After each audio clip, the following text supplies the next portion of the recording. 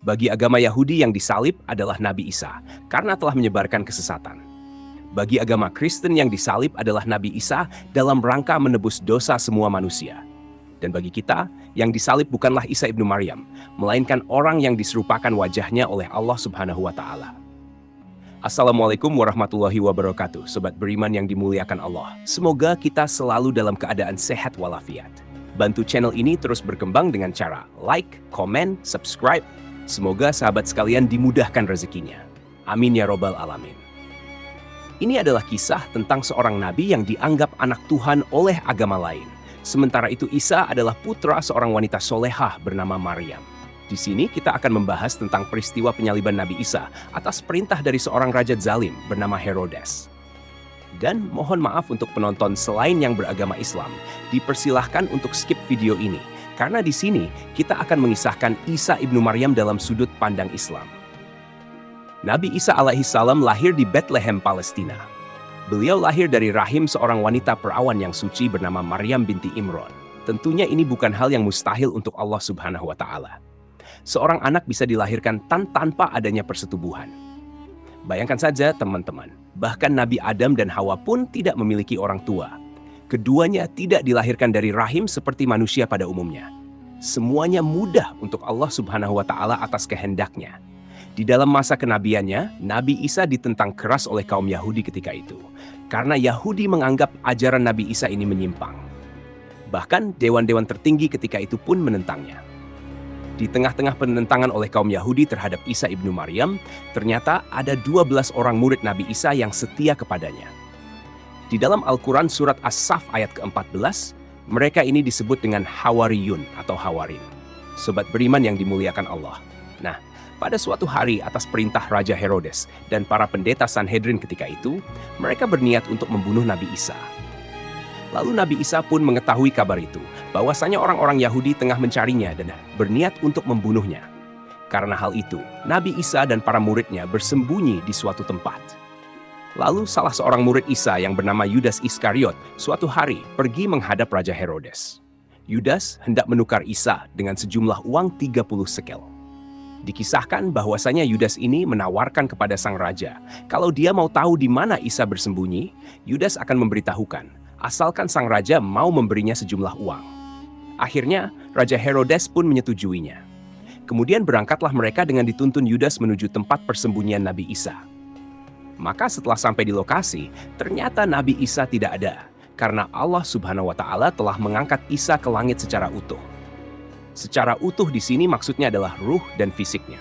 Dan ketika Yudas mengetahui bahwasanya Nabi Isa tidak ada di lokasi tersebut, maka atas izin dari Allah Subhanahu wa Ta'ala, Yudas Iskariot diubah wajahnya menyerupai Nabi Isa, karena Yudas telah berkhianat kepada utusan Allah, Isa ibnu Maryam. Akhirnya ditangkaplah Yudas oleh anak buah Raja Herodes, kemudian dibawa ke puncak bukit Golgota. Kemudian mereka melucuti pakaiannya, lalu mencambuknya dengan brutal dan menyalibnya. Yudas Iskariot disiksa hingga pada akhirnya ia meninggal dunia di tiang salib.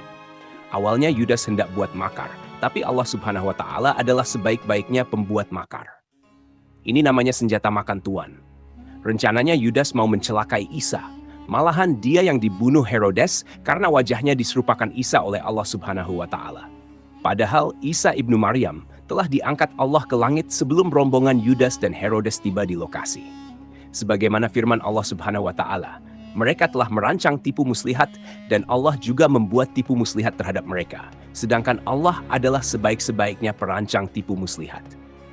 Al-Quran Surah Ali Imran ayat 54. Teman-temanku seiman, ada penafsiran lain mengenai siapa orang yang disalib oleh Raja Herodes dan orang-orang Yahudi. Dalam tafsir Ibnu Katsir tidak disebutkan sebenarnya siapa orang yang disalib ini, apakah Yudas ataukah murid Nabi Isa yang lain. Hanya saja ditegaskan di sana bahwasanya yang disalib adalah orang lain. Sementara itu Allah Subhanahu wa Ta'ala angkat jasad dan rohnya Isa ibnu Maryam ke langit. Dan di dalam Al-Quran pun ternukil Allah Subhanahu wa Ta'ala tidak akan membiarkan Yahudi membunuh Nabi Isa. Sobat Jazirah Ilmu yang dimuliakan Allah. Sebenarnya teman-teman, orang-orang Yahudi pun ragu-ragu ketika itu. Apakah benar yang mereka salib itu adalah Isa ibnu Maryam? Karena ketika mereka hitung jumlah Isa dan muridnya, harusnya ada 13. Tapi ketika mereka hitung jumlahnya, hanya 12 orang saja. Dan keraguan-raguan mereka ini tercantum di dalam Al-Quran. Allah berfirman, sesungguhnya orang-orang yang berselisih paham tentang pembunuhan Isa benar-benar dalam keraguan-raguan tentang yang dibunuh itu. Mereka tidak mempunyai keyakinan tentang siapa yang dibunuh itu, kecuali mengikuti prasangka belaka. Mereka tidak pula yakin bahwa yang mereka bunuh itu adalah Nabi Isa, tetapi yang sebenarnya Allah telah mengangkat Isa kepadanya.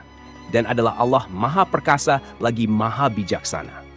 Tidak ada seorang pun dari ahli kitab kecuali akan beriman kepada Isa sebelum kematiannya. Dan di akhir kiamat nanti, Isa itu akan menjadi saksi terhadap mereka.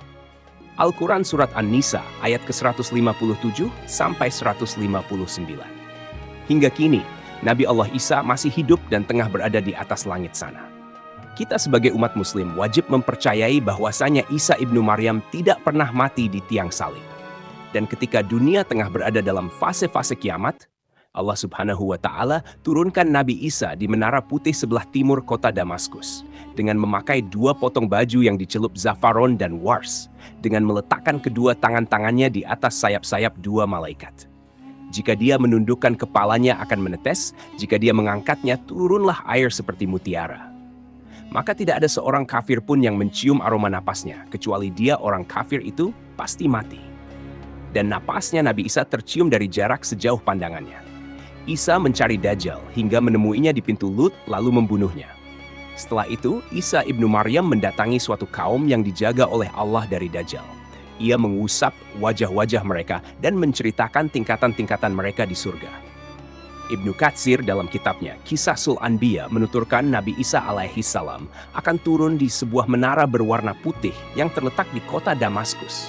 Ketika itu beliau akan mendirikan salat subuh. Imam Mahdi yang saat itu menjadi pemimpin kaum muslimin akan berkata kepadanya, "Majulah wahai Ruhullah, jadilah imam." Akan tetapi Nabi Isa menjawab, "Tidak.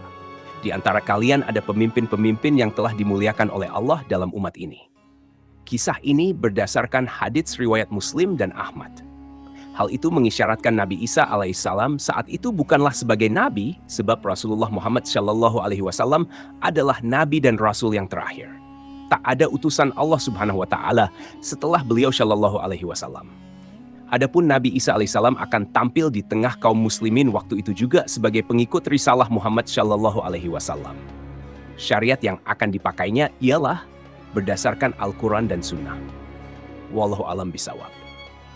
Jadi itulah kisah Nabiullah Isa dalam sudut pandang Islam. Semoga kisah ini bermanfaat. Lebih dan kurangnya mohon dimaafkan. Yang benar datangnya dari Allah Subhanahu wa Ta'ala, hilaf ataupun keliru itu datangnya dari saya pribadi sebagai manusia biasa. Sampai ketemu di kisah-kisah seru yang penuh makna selanjutnya. Saya akhiri. Wassalamualaikum warahmatullahi wabarakatuh.